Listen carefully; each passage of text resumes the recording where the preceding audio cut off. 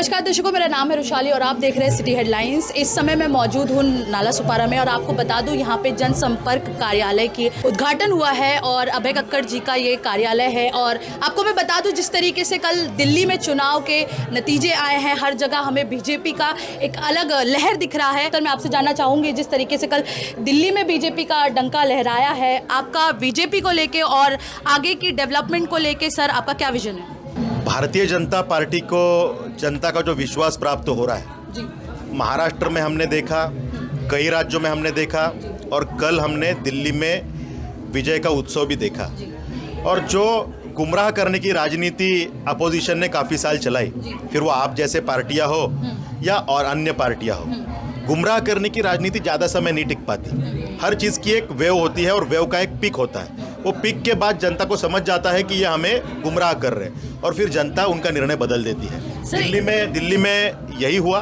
दिल्ली में गुमराह करने की राजनीति यशस्वी हुई थी, लेकिन जब लोगों को पता चला कि ये सब खोखला है और इसमें कुछ भी सच नहीं है, तब जाके लोगों ने मोदी जी का जो देश को, भारत माता को परम वैभव पे लेके जाने का सपना है, उसे ताकत देने का काम किया और थंपिंग मेजॉरिटी दिल्ली में हमने देखी। सर, जिस तरीके का नाला सुपारा आजकल हाईलाइट हो रहा है उस तोड़क कार्रवाई को, और उसको एक अलग एंगल भी लोग दे रहे हैं, उस पर आप क्या कहना चाहेंगे सर? उसमें कितनी सच्चाई है? देखिए, कार्रवाई अनाधिकृत जो चीज़ें हैं उस पर होती है, लेकिन वसई विरार नाला सुपारा में ये सब अनाधिकृत चीज़ें किसके आशीर्वाद से बनी, ये जड़ का मुद्दा है। कई सालों से ये सब अनाधिकृत गुंडा राज यहाँ पे जो चल रहा था, इसे न्याय देने के लिए लोगों ने इस बार भारतीय जनता पार्टी को वोट दिया है। लोगों को इस सब चक्कर से बाहर निकलना है। लोगों को ये अनाधिकृत चीज़ पसंद नहीं है। जब खून पसीने के कमाई से एकाध फ्लैट कोई खरीदता है और उसको अगर बाद में समझ में आता है कि ये चीज़ अनाधिकृत थी, तो उसका दोष उसमें नहीं है, लेकिन इसमें दोष उन राज्यकर्ताओं का है जिनके आशीर्वाद से ये सब चीज़ें बनी। इसमें उन अधिकारियों का भी दोष है जिसने ये सब होने दिया।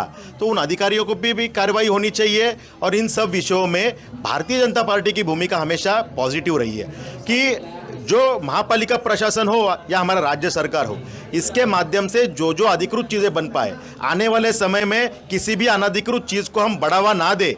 इस विषय में जो रैकेट्स तैयार हुए हैं उसे रोकने का काम हम करें। और यदि कोई अधिकारी इसे मदद करता है, किसी अनाधिकृत चीज़ के पीछे आंख बंद करता है, तो उस अधिकारी को भी घर में बिठाने का काम, उस पर कार्रवाई करने का काम भी हम करेंगे। ये मानसिकता हमारी। इस समय हमारे साथ मौजूद हैं अभय कक्कड़ जी और इनका आज जनसंपर्क कार्यालय की उद्घाटन हुआ है। सर, काफ़ी लोगों से यहाँ पे आपके बारे में तारीफ़ सुनी है और आपके काम के बारे में भी तारीफ़ सुनी है, और जैसा कि विक्रांत पाटिल जी ने भी स्टेज पे काफ़ी लोगों को आश्वासन भी दिया है कि ये जो कार्यालय खुला है, लोगों की मदद करने के लिए, लोगों की सेवा करने के लिए कार्यालय खुला है। तो इसका विजन क्या है सर, और आपके नेतृत्व में नाला सुपारा वसई विरार की क्या विजन है? पहले तो मैं आपके चैनल का धन्यवाद करता हूँ। मैं जब से ये प्रोग्राम चालू हुआ है, आप लोग रुके हुए हो बाइट लेने के लिए, उसके लिए धन्यवाद करता हूँ। पिछले 14 साल से मैं भारतीय जनता पार्टी का काम कर रहा हूँ। भारतीय जनता पार्टी का एक कार्यकर्ता बन के पहले काम शुरुआत की थी, उसके बाद युवा मोर्चा का महामंत्री रहा, युवा मोर्चा का अध्यक्ष रहा, उसके बाद जिला की मुझे जवाबदारी दी, जिला महामंत्री की दायित्व पे हुआ भी। तो भारतीय जनता पार्टी का एक जनता के प्रति एक प्रेम है और उनको काम करना जनता का, वो मुझे अच्छा लगता है। इसके लिए मैं ये पार्टी में काम करता रहा हूँ और आगे भी इसी तरह काम करूँगा। जैसे विक्रांत जी ने कहा है कि ये जनता की सेवा करने के लिए कार्यालय का उद्घाटन हुआ है, तो यहाँ पे जनता का जो लाडली बहन की योजना है, अन्य योजना है महाराष्ट्र सरकार या केंद्र सरकार की, वो योजना का लोगों तक फायदा हो, इसके लिए हम लोग पूरी कोशिश करेंगे ये कार्यालय से। सर, यहाँ पे स्नेहा दुबे जी की भी उपस्थिति मौजूद थी और विक्रांत पाटिल जी की भी उपस्थिति मौजूद थी। अभी नाला सुपारा का अभी का जो चेहरा है वो काफ़ी डेवलप्ड हो चुका है। हालांकि मीरा भाईंदर वसई विरार की बात करें, उसमें नाला सुपारा भी काफ़ी हाईलाइटेड रहता है हर मुद्दों के लिए। तो उस मुद्दे पे आप उस विजन पे क्या कहना चाहेंगे? देखो, हमारे पिछले 35 साल से दूसरी पार्टी की यहाँ पे सत्ता थी। हमारी अभी हमारे 2-3 महीने हुए हमारे दोनों आमदार चुन के आए, स्नेहा ताई हो या राजन नायक जी हो। आगे की जो भारतीय जनता पार्टी की राजकीय प्रेरणा कि लोगों की समस्या, यहाँ पे बहुत सारी ऐसे इशू है, पानी की हो, गटर की हो, सारी समस्या हमारे आमदार साहब और आमदार मैडम मिलकर करने वाले हैं। जिस तरह से आप मीरा रोड का ग्रोथ देख रहे हैं, उसी तरह से 2 महीने से आपने देखा रहेगा कि हर नगर पालिका के जो अधिकारी है उनके साथ में हमारे आमदार मीटिंग कर रहे हैं, हमारे लोक प्रतिनिधि जो भी खासदार साहब है वो मीटिंग कर रहे हैं। यहाँ का वसई विरार में एक मेट्रो लाने की जो उनकी प्लानिंग है, अच्छे अच्छे प्रोजेक्ट लाने की जो प्लानिंग है वो प्रयत्न कर रहे हैं और आगे भी भारतीय जनता पार्टी के दोनों आमदार खासदार यही करेंगे। और आने वाले चुनाव महानगर पालिका में 100 से ज़्यादा नगर सेवक भारतीय जनता पार्टी के आएंगे और वसई विरार में एक नया वसई विरार दिखने को मिलेगा, उससे विश्वास है हमें। आप युवा के अध्यक्ष रह चुके हैं, तो मेरा सवाल उस पर रहेगा कि युवा के लिए आपके क्या विजन है, किस तरीके का एम्प्लॉयमेंट आप आगे लोगों को लाना चाहते हैं, या स्कूल हो गए, कॉलेजेस हो गए, उस पर आपका विजन क्या है सर?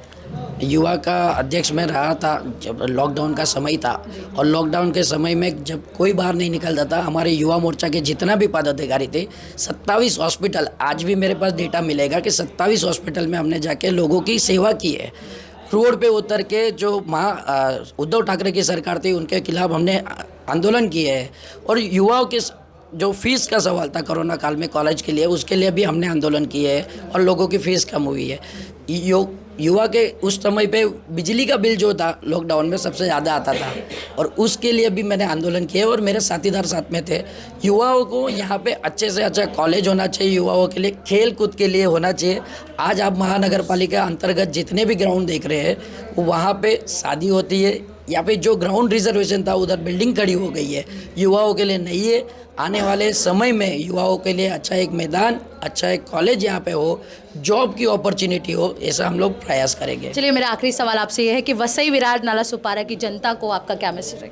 वसई विरार जनता के लिए पहले तो मैं धन्यवाद करता हूँ कि जो उन्होंने खासदार जो चुनाव था, एमपी का चुनाव था, उन्होंने बहुत अच्छा प्यार जनता ने दिया, आमदार के चुनाव में दिया, और आने वाले महानगर पालिका में इसी तरह इससे कहीं ज़्यादा गुना हमको आशीर्वाद देंगे और नगर पालिका चुनाव में हमको फिर से एक बार जिताएंगे, ऐसा आश्वासन करता हूँ। धन्यवाद।